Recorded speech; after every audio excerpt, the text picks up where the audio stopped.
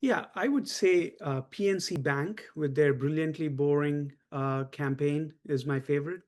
They took the idea of being trustworthy and steady, and talked about that being brilliant, about boring being brilliant, because then their conservative way of investing and managing money on behalf of their clients helps the clients then rest assured that things are going to be fine for them. So that's one of my favorite campaigns in the last 12 months. And I must add that PNC Bank is a client of Havas and Arnold, and I work with them. So it's another reason why I like it.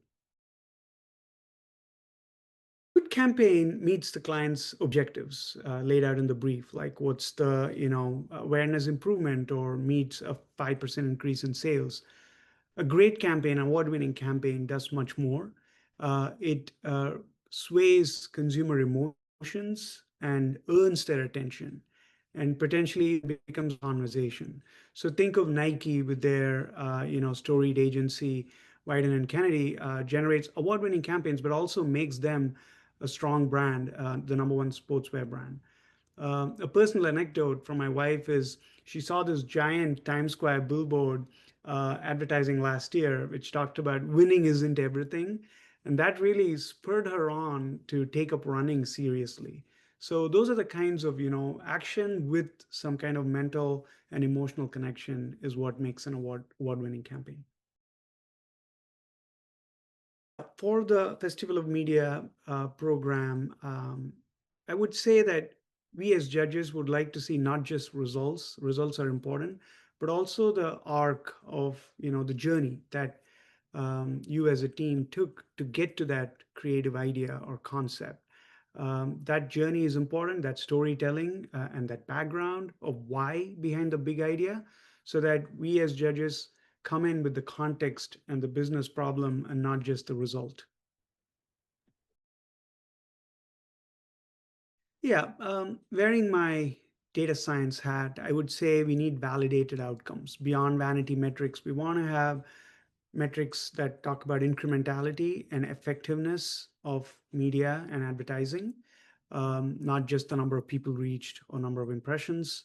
Um, I'm also part of the IAB measurement board, and one of the things we talk about is standardizing naming conventions and taxonomy. So the underlying data foundation is very important to do the aforementioned incrementality analysis and effectiveness and so forth. The last thing I would say is also, there's just so much noise and clutter in the space today. Advertising gets lost in that media environment. So I would like our industry to address that as best as we can. Innovations and trends. I would say clearly attention has been around for a while, but now the adoption of attention as a metric for media quality when it comes to buying and trading it is gaining momentum.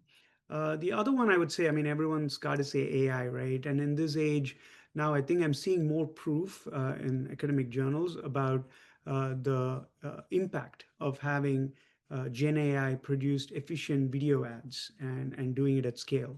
So there's clearly, momentum again building on that. And the last one is the fusion of entertainment and commerce. Shoppable content, live streaming, as well as branded storytelling are now maturing. You have TikTok as well as YouTube Shorts as main platforms that bring these to life.